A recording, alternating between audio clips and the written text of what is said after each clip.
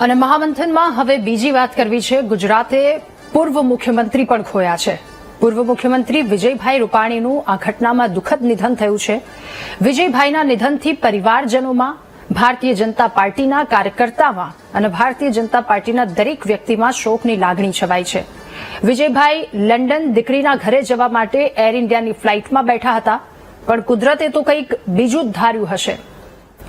CR પાટીલે પૂર્વ CM વિજય રૂપાણીના નિધનની પુષ્ટિ કરીને તેમણે કહ્યું હતું કે વિજયભાઈ રૂપાણીના નિધનથી ભાજપ પરિવારમાં એક બહુ મોટી ખોટ પડી છે। વિજય રૂપાણીનો જન્મ 2 ઓગસ્ટ 1956ના રોજ બર્માના રંગૂનમાં થયો હતો। જન્મે બર્મીઝ છે, પરંતુ ગુજરાતના રાજકોટમાં આવી તેઓ વસ્યા હતા અને ત્યારબાદ કર્મે ગુજરાતી બન્યા। એમની સફર ઘણી લાંબી છે। રાજકીય 1971 થી રાષ્ટ્રીય સ્વયંસેવક સંઘની સાથે જોડાયેલા રૂપાણીએ ભાજપ સંગઠન અને સરકારમાં અલગ અલગ હોદ્દા પર કામગીરી બજાવી છે। તેઓ કોર્પોરેટરથી શરૂઆત કરી મુખ્યમંત્રીના પદ સુધી પહોંચ્યા। વિદ્યાર્થી સંગઠનના મહામંત્રી રહી ચૂક્યા છે। 1987માં કોર્પોરેટર બન્યા, 3 ટર્મ મહામંત્રી રહ્યા, રાજ્યસભાના એમપી અને પ્રદેશ પ્રમુખ, ત્યારબાદ તેઓ મુખ્યમંત્રી પણ રહ્યા। ત્યારે ગુજરાતની એક બહુ મોટી ખોટ સાથે ભારતીય જનતા પાર્ટીના એક શાલીન નેતા, એક પીઢ નેતા તેમણે પણ ગુમાવ્યા છે। તો પાર્ટીને પણ એક બહુ જ મોટી ખોટ, અને સાથે સૌથી મહત્વનું કે જ્યારે જીવનમાં ખૂબ અઘરો અને કપરો સમય ચાલતો હોય ત્યારે તમારી પડખે ઉભો રહેનાર હોય તો એ તમારો મિત્ર હોય છે। આવા મિત્રો કે જેમના જીવનમાં પણ બહુ જ મોટી ખોટ વર્તાય છે, એવા જ એક મિત્રની સાથે વાતચીત કરવી છે કે એમની મનોસ્થિતિ શું છે, એમની પરિસ્થિતિ શું છે, પરંતુ ગુજરાતે શું ખોયું છે એના વિશે પણ એકવાર વાત કરીશું કે મિત્રની નજરે વિજયભાઈ રૂપાણી શું હતા। ત્યારે ગુજરાતના પૂર્વ મુખ્યમંત્રી વિજયભાઈ રૂપાણી કે જેમનું નિધન થયું છે, ત્યારે એમના મિત્રોના નજરે તેઓ શું હતા એમના પર ચર્ચા કરીશું।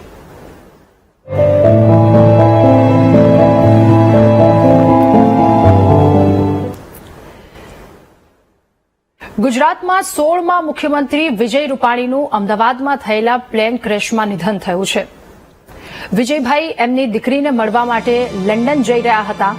એમના જીવનસાથી અંજલિબેન પણ લંડનમાં હતા। એવા સમયે વિમાન દુર્ઘટનામાં વિજયભાઈ રૂપાણીનો જીવ ગયો। ગુજરાતે એક એવા નેતા ખોયા છે જેમના મોઢા પર હંમેશા સ્મિત રહેતું હતું। બહુ જ સહજતાથી તમામ વાતો તેઓ લોકો સુધી પહોંચાડતા હતા। લોકોની તમામ સમસ્યાઓ તેમના દ્વારા હલ કરવાના તમામ એવા પ્રયત્નો તેમના દ્વારા કરવામાં આવતા હતા। વિજયભાઈ રૂપાણી જેમણે તોફાન, વાવાઝોડા, આંદોલન આ બધી જ જગ્યા પર ગુજરાતના બધા જ કપરા સમયમાં ગુજરાતનું નેતૃત્વ એમણે કર્યું છે। ગુજરાતને તેમણે સંભાળ્યું છે। ગુજરાત આખાની કમાન એમના હાથમાં હતી ત્યારે તેમણે ગુજરાતને સંભાળ્યું આ કઠિન પરિસ્થિતિમાં। સામાજિક તાણાવાણા તૂટે નહીં એ માટે એમણે ભારે જહેમત કરી। મ્યાનમારમાં જન્મેલા વિજયભાઈ રાજકોટના નાના એવા કાર્યકરથી રાજકીય જીવનમાં પ્રવેશ્યા। સ્વભાવે સાલસ એવા વિજયભાઈ સૌરાષ્ટ્રના નેતા બન્યા અને ગુજરાતના મુખ્યમંત્રી પણ બન્યા। ગુજરાતના આ સંઘર્ષના સાથીને વીટીવી ન્યૂઝ ભાવભીની શ્રદ્ધાંજલિ પાઠવે છે। આ ખોટ ગુજરાતને પડી છે, પ્રત્યેક નાગરિકને પડી છે। એ ખોટ ક્યારેય સાલી ન શકાય, ખોટ ક્યારેય પૂરી ન શકાય, એટલી મોટી ખોટ પડી છે કારણ કે રાજકોટના વિકાસના સ્વપ્ન દ્રષ્ટિની સાથે સાથે ગુજરાતના વિકાસના સ્વપ્ન દ્રષ્ટિ જેમણે સતત 24 કલાક ગુજરાતનો વિકાસ ક્યાં કેવી રીતે કરવો એ વિચાર્યું એ 5 વર્ષના સમયગાળા દરમિયાન। માત્ર મુખ્યમંત્રી હતા ત્યાં સુધી એમની આ વિચારધારા નહીં, પરંતુ જ્યારથી તેઓ પાર્ટીમાં પ્રવેશ્યા, એમપીનું પદ, મેયર રહી ચૂક્યા છે અને જ્યારે મુખ્યમંત્રી બન્યા એ તમામ ત્યારબાદ પાર્ટીએ ઘણી મોટી જવાબદારી પણ એમના શિરે સોંપી હતી।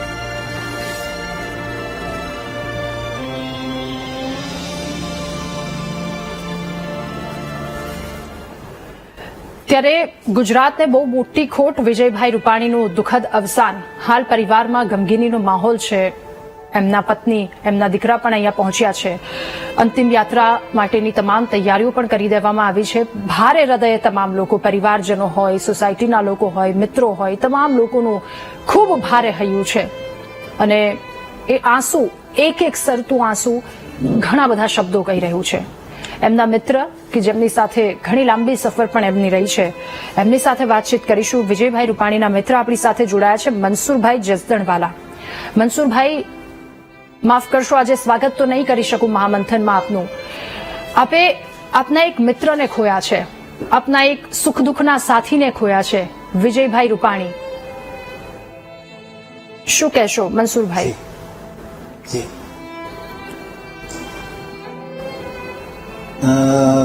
બેન, એવું છે કે કોઈ મારી પાસે શબ્દો જ નથી અને જે દર્દની પરાકાષ્ઠા હોય એ અત્યારે હું અનુભવી રહ્યો છું. મનસુરભાઈ, આપ કેટલા વર્ષોથી મિત્રો હતા? એ પહેલી મુલાકાત આપની વિજયભાઈ સાથે ક્યારે થઈ અને આપના ગ્રુપમાં કેટલા લોકો છે? જી બેન, ધર્મેન્દ્ર કોલેજમાં અમે બધા સાથે ભણતા અને 74માં અમે બધાએ ગ્રેજ્યુએશન પૂરું કર્યું. આ 3 વર્ષ દરમિયાન અમારી મુલાકાત એકબીજાની સાથે થઈ અને જે એક પછી એક જોડાતા ગયા. 12 વ્યક્તિઓ, 12 અમારા મિત્રો એવા જોડાણા કે જેને ડર્ટી ડઝન નામ આપવામાં આવ્યું અને આ ડર્ટી ડઝન નામ છે તે વિજયભાઈના પત્ની અંજલિબેને આપ્યું હતું. મનસુરભાઈ, એમની સાથેની કોઈ એવી યાદ કે જે આપને ક્યારેય નહીં ભૂલાય જીવનમાં? હા બેન, ઘણી યાદો છે પણ એમાંની અમુક યાદો બહુ નજીદીકની છે. જેમ કે વિજયભાઈનો સ્વભાવ જ એવો હતો કે બધાની સાથે ભળી જતા, નાના માણસો હોય કે મોટા માણસો હોય. ખાસ તો એના ફક્ત અમારી સાથે નહીં પણ દરેક મિત્રોના કુટુંબની સાથે પણ એમને એટલો જ સંબંધ હતો. તો છેલ્લા 6-7 વર્ષ દરમિયાન મારા કુટુંબની અંદર પણ 2-3 મૃત્યુઓ થઈ ગયા. આ 3 મૃત્યુ વખતે વિજયભાઈ સતત મારી સાથે દુઃખના ભાગીદાર રહ્યા છે. આ એક વસ્તુ હંમેશા મને યાદ રહેશે. બીજું, મારી એક ક્રિકેટની ટુર્નામેન્ટ રમાતી 5 વર્ષ સુધી. આ સતત 5 વર્ષ સુધી વિજયભાઈ આવી અમારી ટુર્નામેન્ટનું એમણે ઉદ્ઘાટન કર્યું છે. બાકી તો એવા અનેક પ્રસંગો છે કે અત્યારે કદાચ યાદ કરવા બહુ શક્ય નથી. મનસુરભાઈ, નેતા તરીકે તો અમે આખા ગુજરાતે જોયા છે વિજયભાઈ કેવા છે. સતત ગુજરાતના વિકાસની ચિંતા, સતત રાજકોટના વિકાસની ચિંતા તેમણે કરી છે. એક મિત્ર તરીકે વિજયભાઈનું વ્યક્તિત્વ કેવું હતું? જી બેન, મને મારો અનુભવ છે ત્યાં સુધી હું એમ કહી શકું કે વિજયભાઈ એવી વ્યક્તિ હતા કે ગમે એવા પ્રસંગની અંદર પોતાના વ્યક્તિત્વને એ પ્રમાણે ઢાળી શકતા હતા. ગમે એવા પ્રસંગ હોય. એક બહુ સરસ શેર છે જે એમને લાગુ પડે છે. વિજયભાઈ આનંદ કરી લેતા, કામ કરી લેતા. પોલિટિશિયનોની સાથે જ્યારે બેઠા હોય ત્યારે એનું વ્યક્તિત્વ એવું હોય. એક એવો શેર છે ગુજરાતી કે મનોરંજન કરી લઉં છું. આનંદ કરી લેતા એ પછી મનોમંથન કરી લઉં છું. રાજકારણની અંદર એ મનોમંથન પણ કરી લેતા અને જીવનમાં પ્રસંગોપાત હું પરિવર્તન કરી લઉં છું. આવો એનો સ્વભાવ ને આવું એનું વ્યક્તિત્વ હતું. મનસુરભાઈ, નિયતિએ શું ધાર્યું હશે એ તો ખબર નહીં, પરંતુ પોતાના પરિવારને મળવા માટે જઈ રહ્યા હતા. એ પહેલા એમની સાથે કોઈ વાતચીત થઈ આપની ક્યારેય? જી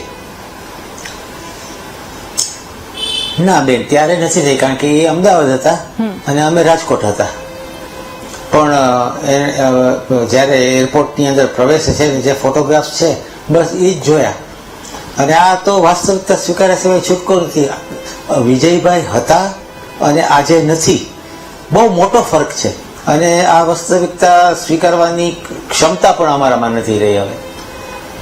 મનસુરભાઈ, જ્યારે આપને સમાચાર મળ્યા અને અમે પણ એ જોયું કે રાજકોટ આસપાસના જે પરિવારો હતા તમામ લોકોએ મહામૃત્યુંજયનો પાઠ શરૂ કરી દીધો હતો કે અમારું વ્યક્તિ, અમારું જે સ્વજન છે એ કોઈક ને કોઈક રીતે અમને મળી જાય. તો જ્યારે તમને આ સમાચાર મળ્યા ત્યારની તમારી મનોદશા શું હતી? સાચી વાત છે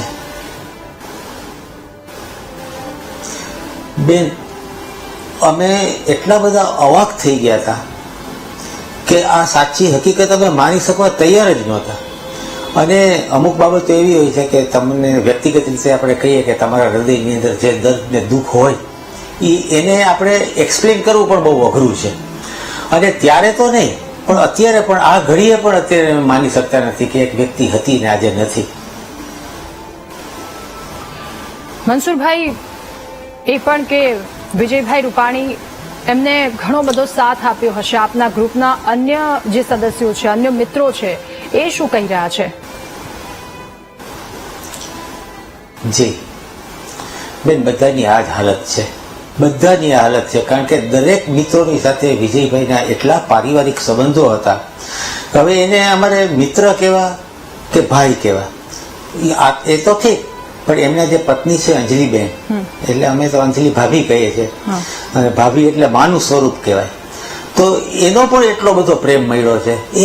એક માણસોની ફિકર, માંદગીમાં ફિકર, કોઈ માણસ પોતે અમારા ઘણા મિત્રોને આરોગ્યની દ્રષ્ટિએ જ્યારે તકલીફો થતી ત્યારે વિજયભાઈ અને અંજલિબેન હોસ્પિટલે આખો દિવસ રહેતા અને એની સેવા કરતા.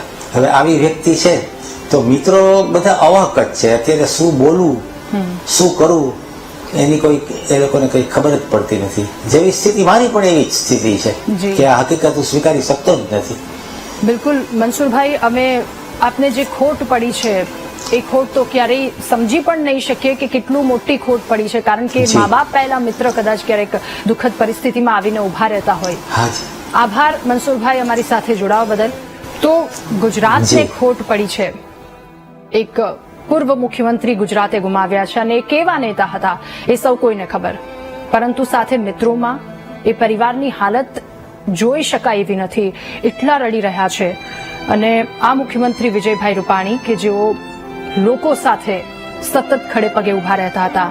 એમના મિત્રએ જણાવ્યું મનસુરભાઈએ કે સતત કોઈ પણ પરિસ્થિતિ હોય એ પરિસ્થિતિમાં તેઓ હર હંમેશ ઉભા રહ્યા છે. એમને ફરી એકવાર ભાવભીની શ્રદ્ધાંજલિ અને સાથે આ જે દુર્ઘટના ઘટી છે એમાં જેટલા પણ લોકોએ જીવ ગુમાવ્યા છે તમામ લોકોને દિલથી, હૃદયથી વીટીવી ન્યૂઝ ભાવભીની શ્રદ્ધાંજલિ પાઠવે છે. નમસ્કાર.